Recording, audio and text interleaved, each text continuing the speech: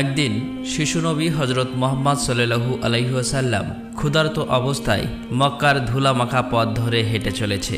কিছুটা দূরে ছিল আবু জাহেলের খেজুর বাগান। আবু জাহেল এক ইহুদি ব্যক্তিকে নিয়ে খেজুরগুলো একটি বস্তায় ভর্তি করছিল। শিশুনবী মুহাম্মদ সাল্লাল্লাহু আলাইহি ওয়াসাল্লাম তখন ক্ষুধার্ত ছিল, তাই ক্ষুধা নিবারণের জন্য দুটি খেজুরের আশায় আবু জাহেলের খেজুর বাগানের দিকে যেতে লাগলো। শিশুনবী মুহাম্মদ সাল্লাল্লাহু আলাইহি ওয়াসাল্লাম ধীরে ধীরে সেই খেজুর বাগানে হাজির হলেন এবং আবু জাহেলকে সালাম দিয়ে বিনয়ের সঙ্গে বললেন, চাচা যান, আমার খুব ক্ষুধা পেয়েছে, আমাকে দুটি খেজুর দিতে পারবেন? তখন আবু জাহেল তাচ্ছিল্য ভরা চোখে তাকিয়ে বলল, হে মোহাম্মদ, তোমাকে খেজুর দিতে পারি, কিন্তু একটি শর্ত আছে। ওই যে ব্যক্তিটি দাঁড়িয়ে আছে তার কাছে বস্তা আছে, ওইগুলো তুমি মাথায় করে নিয়ে আমার বাড়িতে দিয়ে আসো, তাহলে তুমি খেজুর পাবে। তখন শিশুনবী সাথে সাথে ওই ইহুদি ব্যক্তির কাছে চলে গেলেন। ইহুদি লোকটি তাকে অবাক হয়ে দেখে বললেন, হে বালক মোহাম্মদ, তুমি কি জন্য এসেছো? শিশুনবী মুহাম্মদ সাল্লাল্লাহু আলাইহি ওয়াসাল্লাম বললেন, আমি এই বস্তা মাথায় করে নিয়ে যাব। ইহুদি ব্যক্তিটি বললেন, এই ছোট্ট বয়সে তুমি কি এই বস্তায় নিয়ে যেতে পারবে? শিশুনবী বললেন, নিশ্চয়ই পারবো। অতঃপর শিশু মুহাম্মদ সাল্লাল্লাহু আলাইহি ওয়াসাল্লাম ধুলিমাখা শরীরে মাথায় বিশাল বস্তা নিয়ে হেঁটে চললেন। ছোট্ট ছোট্ট পা, ক্লান্ত দেহ, কিন্তু চেহারায় এক অপার্থিব শান্তি। এবং তার পিছু চলেছে আবু জাহেল এবং সেই ইহুদি ব্যক্তি। কিছুক্ষণ পর সেই বস্তা আবু জাহেলের বাড়ির সামনে এসে রাখলেন। তখন ইহুদি ব্যক্তি এই বস্তা নিয়ে বাড়ির ভিতরের কোণে রেখে দিলেন। তারপর শিশুনবী হজরত মুহাম্মদ সাল্লাল্লাহু আলাইহি ওয়াসাল্লাম বললেন, চাচা যান, আমাকে খেজুর দেবেন না? তখন আবু জাহেল মাত্র একটি খেজুর দিলেন। তখন শিশুনবী হজরত মুহাম্মদ সাল্লাল্লাহু আলাইহি ওয়াসাল্লাম বললেন, চাচা যান, আর একটি খেজুর দেবেন না? এই নির্দোষ চাওয়াই যেন আবু জাহেলের আগুনে ঘি ঢেলে দিল। সে রেগে গিয়ে হঠাৎ করে একটি প্রচণ্ড থাপ্পড় মারল শিশু মুহাম্মদ সাল্লাল্লাহু আলাইহি ওয়াসাল্লামের গালে। সঙ্গে সঙ্গে সূর্য যেন হঠাৎ ডুবে গেল, আকাশ কেঁদে উঠল, বাতাস স্তব্ধ হয়ে গেল, পাহাড় পর্বত যেন অশ্রু ঝরালো। যে একটি নিষ্পাপ শিশুর উপর এমন অন্যায়! নিষ্ঠুর আবু জাহেল হাসতে হাসতে ঘরে প্রবেশ করল। ঠিক তখনই ঘটল এক অলৌকিক ঘটনা। খেজুর ভর্তি বস্তার মুখ খুলতেই আবু জাহেল হতবাক হয়ে গেলেন। আবু জাহেল দেখল বস্তার সমস্ত খেজুরগুলো ছোট ছোট পাথর হয়ে গেছে। চোখের সামনে এমন অলৌকিক ঘটনা দেখার পর সেই ইহুদি বিস্ময়ে হতবাক হয়ে গেল। এই দৃশ্য দেখে সেই ইহুদি ব্যক্তি থমকে দাঁড়ালেন। এমন অলৌকিক ঘটনার কথা জানানোর জন্য ইহুদি ব্যক্তিটি দ্রুত তাদের নেতার কাছে ছুটে গেল। কিন্তু নিষ্ঠুর অত্যাচারী আবু জাহেল তখন ঘর থেকে বের হয়ে এলো এবং কটাক্ষ করে বললেন, হে মোহাম্মদ, তুমি তো বড় জাদুঘর, আমার খেজুরগুলো জাদু করে পাথর করে দিয়েছ। শিশু নবী মুহাম্মদ সাল্লাল্লাহু আলাইহি ওয়াসাল্লাম নরম কণ্ঠে মাথা নিচু করে বললেন, চাচা যান, আমি কিছুই জানি না। এই কথা বলতেই নিষ্ঠুর আবু জাহেল আর একটা চড় মারলেন। চড়ের শব্দে যেন আবারও আকাশ কেঁপে উঠল, পাহাড় স্তব্ধ হয়ে গেল, আর শিশুটির চোখে জমে উঠল এক বিন্দু অশ্রু। কিন্তু কি আশ্চর্য, শিশু মুহাম্মদ শুধু এতটুকুই বললেন, চাচা যান, আপনার হাতে ব্যথা লাগেনি তো? আহা, কি মমতা, কি সহমর্মিতা! নিজে চড় খেলেন, অথচ চিন্তা করলেন চড় মারা মানুষের ব্যথার কথা। অতঃপর শিশু নবী সেই ব্যথা আর অপমানের বোঝা নিয়ে বাড়ি ফিরলেন না। চুপচাপ চলে গেলেন পাহাড়ের কিনারায়, শুধু নিঃশব্দে দাঁড়িয়ে রইলেন। এই ঘটনা দেখে গাছগুলো, পাহাড়গুলো বলতে লাগলো, আহ আফসোস, যাকে না সৃষ্টি করলে এই জমিন, এই আসমান, এই পৃথিবী কিছুই সৃষ্টি হতো না। সেই মহান নবী আজ ক্ষুধার্ত, অপমানিত, অবহেলিত। কিন্তু তবুও পাষাণ্ড আবু জাহেলের হৃদয় এতটুকুও কাঁপল না, এক বিন্দু অনুতাপও তার চোখে এলো না। এদিকে সেই ইহুদি ব্যক্তিটি তাদের নেতার কাছে এসে বলল, আজ এমন এক ঘটনা দেখেছি যা কল্পনাকেও হার মানায়। আব্দুল্লাহর পুত্র শিশু মুহাম্মাদের এমন ক্ষমতা আছে যা দুনিয়ার কারণেই। তাকে একটা চড় মারলে খেজুর সব পাথর হয়ে যায়। আচ্ছা, আপনি কি বলতে পারবেন এটা কি জাদু না অলৌকিক ক্ষমতা? তখন তাদের নেতা বললেন, আমরাও শুনেছি আমাদের ধর্মগ্রন্থ নাকি মুহাম্মাদের নাম আছে, সে হবে শ্রেষ্ঠ নবী এবং শেষ নবী। তবে তিনি কি এই মুহাম্মদ, এটা জানার জন্য আমাদের ধর্মগুরুর সান্নিধ্য প্রয়োজন। যদি এটা সত্য হয় তবে তাকে আমরা বাঁচাতে দেব না, এই পৃথিবী থেকে সরিয়ে দেব। তোমরাও যাও, আমাদের ধর্মগুরুর কানে এটি পৌঁছে দাও। তখন সেই ইহুদি ব্যক্তিটি আবারও আবু জাহেলের বাড়ির দিকে রওনা হলেন। যেতে যেতে সেই খেজুর বাগানের কাছে উপস্থিত হয়ে দেখলেন সমস্ত খেজুর গাছের খেজুর নেই, সব একেবারে পাথর হয়ে গেছে। এটা দেখে সেই ইহুদি ব্যক্তিটি হতভম্ব হয়ে গেলেন। তিনি আর এক মুহূর্ত দাঁড়ালেন না, খুব দ্রুত আবু জাহেলের বাড়ির দিকে রওনা হলেন। আবু জাহেলের বাড়িতে এসে বললেন, ভাই, আপনার খেজুর বাগানের সমস্ত খেজুরগুলো তো পাথরে পরিণত হয়ে গেছে। এখন এটাকে যদি ফিরিয়ে আনতে না পারেন তাহলে অনেক টাকা ক্ষতি হয়ে যাবে। এটাকে ফেরানোর একমাত্র পথ হলো শিশু মুহাম্মাদের কাছে ক্ষমা চাওয়া। কিন্তু আবু জাহেল ক্ষমা চাওয়ার পাত্র ছিল না। সে ছিল নিষ্ঠুর এবং অতি চালাক। তাই সে চালাকি করেই বলল, ঠিক আছে, চলো আমরা মুহাম্মাদের বাড়িতে গিয়ে দেখি। এই বলে তারা শিশু মুহাম্মদ সাল্লাল্লাহু আলাইহি ওয়াসাল্লামের বাড়ির দিকে রওনা হলেন। শিশু মুহাম্মদ সাল্লাল্লাহু আলাইহি ওয়াসাল্লাম থাকতেন চাচা আবু তালেবের সঙ্গে। চাচা আবু তালেব তখন ঘরে একা। কিছুক্ষণের মধ্যেই আবু জাহেল এসে হাজির হয়ে বললেন, হে আবু তালেব, শিশু মুহাম্মদ কোথা থেকে এমন জাদু শিখেছে? সে তো বড় জাদুঘর। সে আমার খেজুরগুলো সব পাথর করে দিয়েছে। কোথায় গিয়েছে তুমি কি খবর রাখো? তাকে তো খুঁজে পাওয়া যাচ্ছে না। দেখো কোন পাহাড়ের কিনারায় জঙ্গলের বাঘ ভাল্লুকে খেয়ে নিয়েছে কিনা। এই কথা শোনা মাত্রই চাচা আবু তালেব আর দেরি করলেন না, শিশু নবীকে খুঁজতে বার হলেন। এদিকে শিশু নবী হযরত মুহাম্মদ সাল্লাল্লাহু আলাইহি ওয়াসাল্লাম পাহাড়ের কিনারায় বসে কাঁদছে আর বলছে, আজ যদি আমার মা বাবা বেঁচে থাকতো আমার সাথে কেউ এরূপ ব্যবহার করতে পারত না। আমি আজ বড় একা। শিশু নবীর কান্না দেখে জঙ্গলের বাঘ ভাল্লুক হরিণ সেখানে আসলেন। সেই ব্যথায় ব্যতীত হয়ে তারাও যেন কাঁদছে আর বলছে, ইয়া রাসূলুল্লাহ, রাহমাতুল লিল আলামিন, এই চর যেন আমাদের লেগেছে। ইয়া রাসূলুল্লাহ, তুমি আর কেঁদো না, এই কান্না আমরা সহ্য করতে পারছি না। অতঃপর কিছুক্ষণের মধ্যেই চাচা আবু তালেব সেখানে হাজির হলেন। এটা দেখার পর তিনি আর কিছুই বললেন না, একেবারে অবাক হয়ে গেল। তখন চাচা আবু তালেব সান্ত্বনা দিয়ে বললেন, তোমাকে এমন কষ্ট দিল, আমি তো আছি। আমি বেঁচে থাকতে কেউ তোমাকে আঘাত করতে পারবে না। অতঃপর শিশু নবীকে নিয়ে চাচা আবু তালেব বাড়িতে চলে এলেন। সেই রাতেই চাচা আবু তালেব আবু জাহেলের বাড়িতে গিয়ে বললেন, তুমি তাকে জাদুঘর বলছো, অথচ সে তো কিছুই চায়নি। সে তো তোমার খেজুর নেয়নি, তোমার বিরুদ্ধে কিছু বলেনি। এই শিশুর চোখে যে অশ্রু ঝরেছে সেই অশ্রু একদিন পাহাড়ও গলিয়ে দেবে। এই কথা বলে তিনি সেখান থেকে চলে আসলেন। এই কথা শুনে আবু জাহেল কোনো জবাব দিল না, কারণ এই শিশুর মধ্যে এমন কিছু ছিল যা সে অনুভব করতে পারছিল কিন্তু স্বীকার করতে পারছিল না। আসলে আবু জাহেল ছিল মিথ্যাবাদী এবং অত্যাচারী। সেই রাতে মক্কার আকাশে এক উজ্জ্বল আলো দেখা গেল। সবাই ভাবল বুঝি কোনো তারা পড়েছে। ফেরেশতারা একে একে নেমে আসলো। এক ফেরেশতা আরেক ফেরেশতাকে বলল, এই শিশুর চোখে পানি দিয়ে একদিন মহা কিতাব নাজিল হবে। এই শিশু হবে শ্রেষ্ঠ মানব তথা শ্রেষ্ঠ নবী, যা সমগ্র বিশ্ববাসীর জন্য রহমত স্বরূপ। এদিকে ইহুদি কাফেররা এই অলৌকিক ঘটনা শোনার পর নবীজিকে হত্যা করার জন্য ষড়যন্ত্র লিপ্ত হয়ে যায়। কেননা তারা চেয়েছিল যে শেষ নবী তাদের বংশের মধ্যে জন্ম হোক, কিন্তু তা হয়নি। তাদের মধ্যে একজন ইহুদি তাদের ধর্মগুরুর কাছে গিয়ে সমস্ত ঘটনা খুলে বললেন। তখন তাদের ধর্মগুরু বললেন, আমি চিনেছি তাকে, সে সেই নবী যার বর্ণনা আমাদের কিতাবে আছে। তার দুটি চিহ্ন রয়েছে, একটি কাঁধে নবুয়াতের মোহর, অন্যটি তার দৃষ্টিতে রহমত। অন্য একজন প্রশ্ন করল, তাহলে আপনি কি ঈমান আনবেন? তখন তিনি চুপ করলেন, মাথা নিচু করলেন, তারপর শুধু বললেন, আমরা চেয়েছিলাম আমাদের বংশে আসুক, তাই আমরা সত্যকে অস্বীকার করব। অন্যদিকে প্রতি বছর চাচা আবু তালেব ব্যবসার উদ্দেশ্যে সিরিয়ায় সফর করতেন। সেদিনও চাচা আবু তালেব সিরিয়া সফরের উদ্দেশ্যে প্রস্তুত হচ্ছিলেন।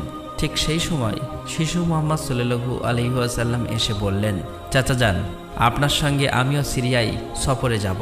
কিন্তু শিশু মুহাম্মাদের কথা চাচা আবু তালেব ফেলতে পারলেন না।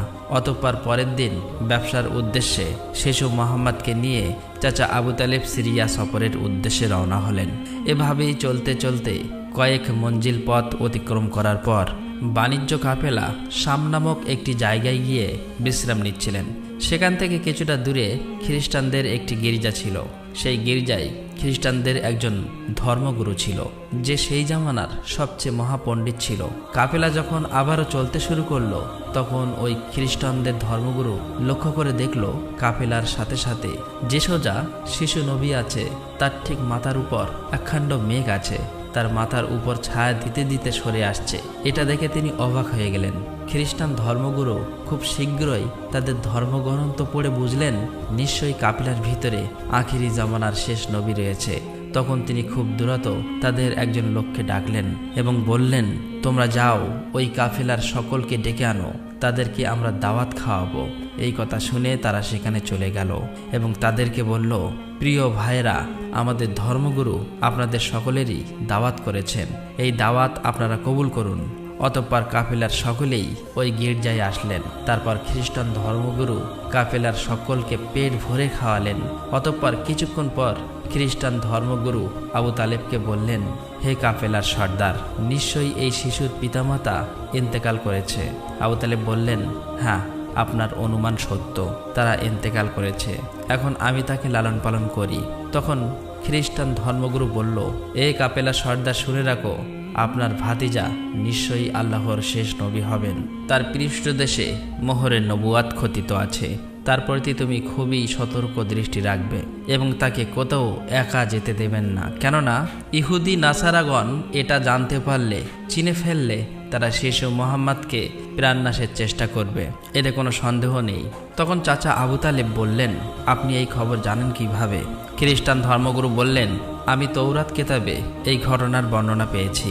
তুমি যাও, তোমার ভাতিজাকে এখানে ডেকে আনো। তখন চাচা আবু তালেব শিশু মোহাম্মদকে সেখানে আনার জন্য চলে গেলেন। কিছুক্ষণ পর খ্রিস্টান ধর্মগুরু দেখলেন আবার একটি কাফেলা রওনা হচ্ছে। তখন খ্রিস্টান ধর্মগুরু সেখানে গেলেন এবং তাদেরকে জিজ্ঞাসা করলেন, আপনারা কারা আর কোথায়, কি জন্যই বা যাচ্ছ? তখন তারা উত্তর দিল, আমরা রোম দেশের সৈন্য, আমাদের বাদশাহ আমাদেরকে পাঠিয়েছে যে দুনিয়াতে নাকি আখিরি নবীর আবির্ভাব হয়েছে অনেকদিন আগেই। আমরা তার সন্ধান করছি, তাকে খুঁজে পেলে হত্যা করে দেব। আপনি কি তার কোনো সন্ধান দিতে পারবেন?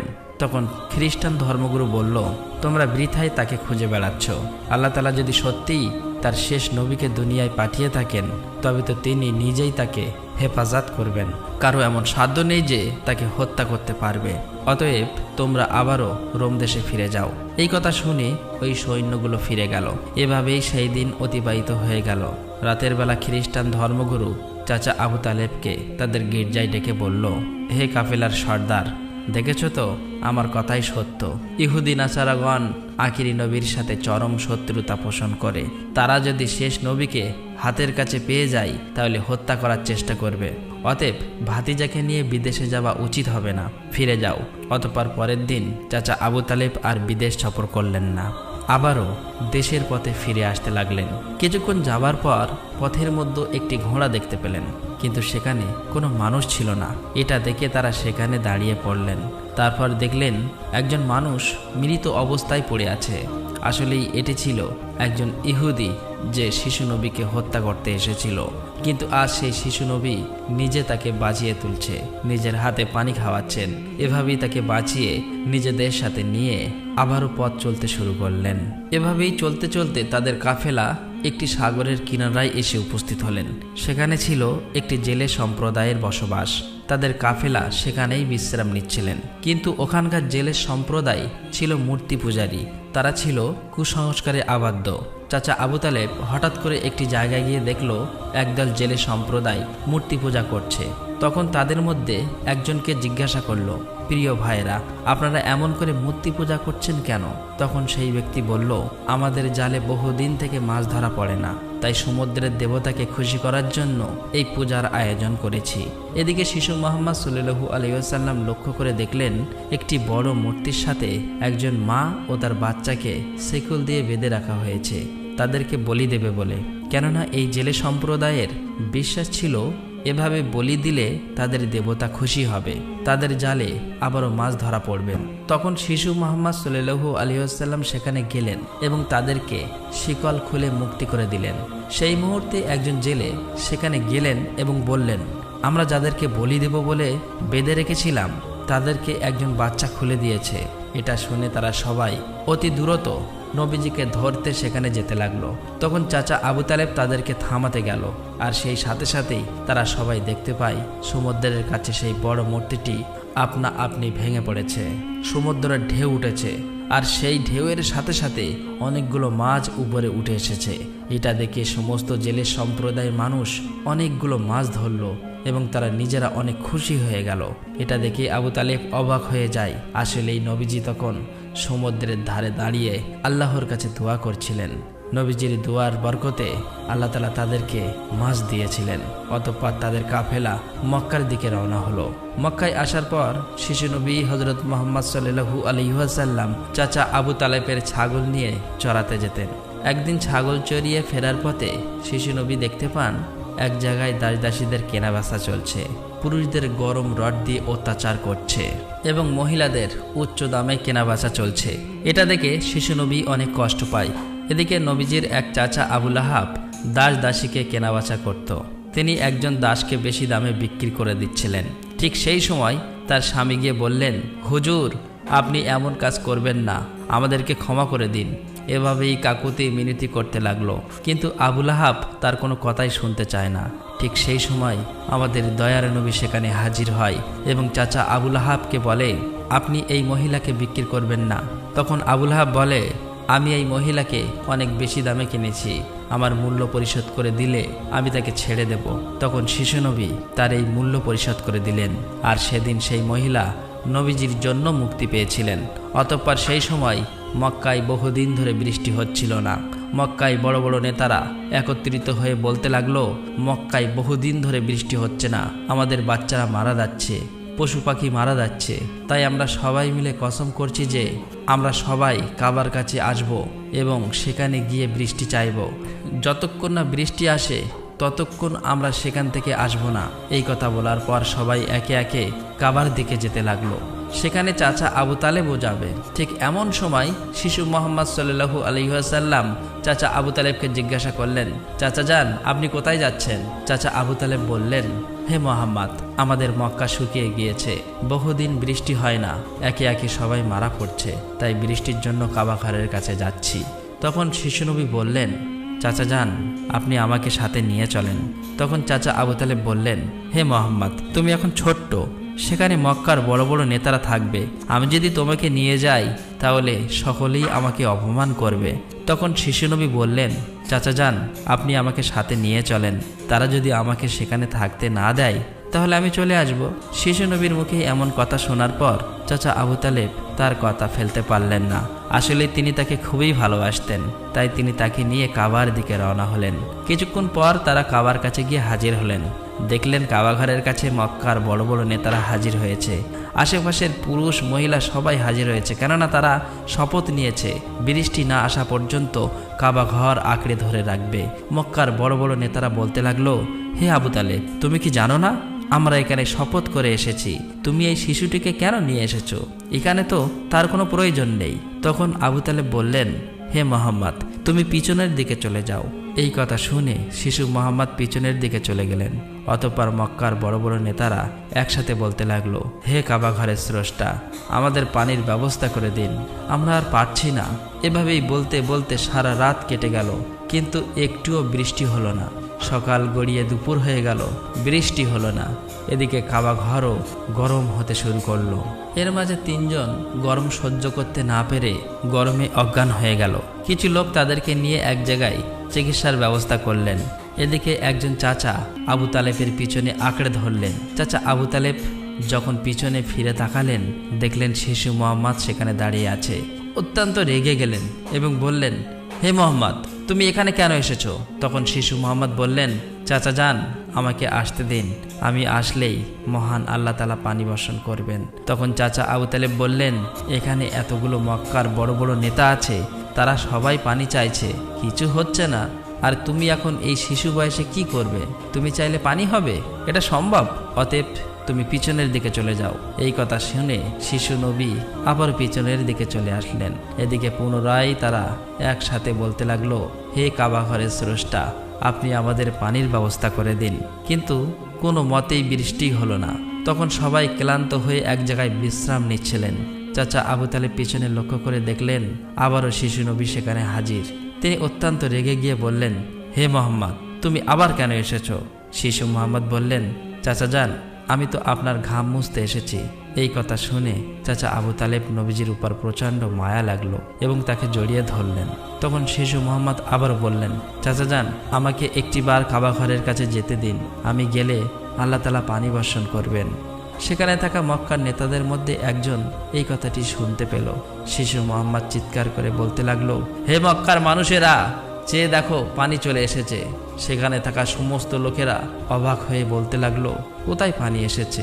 এখানে তো আমরা সবাই গর্বে মারা যাচ্ছি, আর তুমি বলছো পানি চলে এসেছে?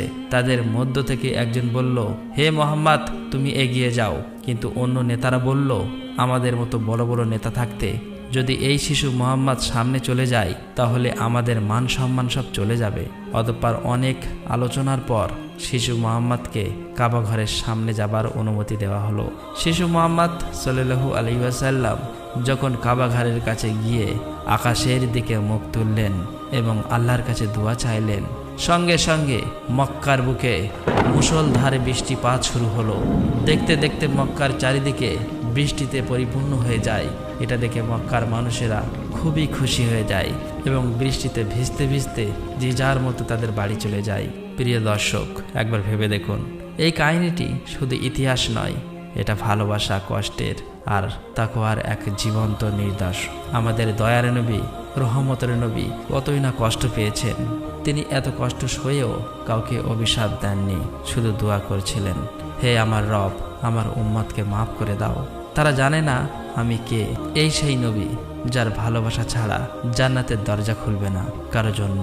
আর আজ আমরা এই যুগের মুসলিম কতটুকু কাঁদি তার জন্য, কতটুকু ভালোবাসি তাকে, কতটুকু তার শূন্য আঁকড়ে ধরেছি। একবার ভেবে দেখুন, যে নবীর কষ্টে পাহাড় কাঁদে, গাছ কাঁদে, পশু পাখি কাঁদে, আর আমাদের চোখে জল আসে না, আমাদের হৃদয় কেন নড়ে না? প্রিয় দর্শক, আসুন আমরা সকলেই দোয়া করি, মহান আল্লাহ তাআলা যেন আমাদের সকলকে সেই দয়ার নবীর ওসিলায় মাফ করে দেন। আল্লাহ তাআলা আমাদের সকলের দোয়া কবুল করুক, আমিন। আসসালামু আলাইকুম।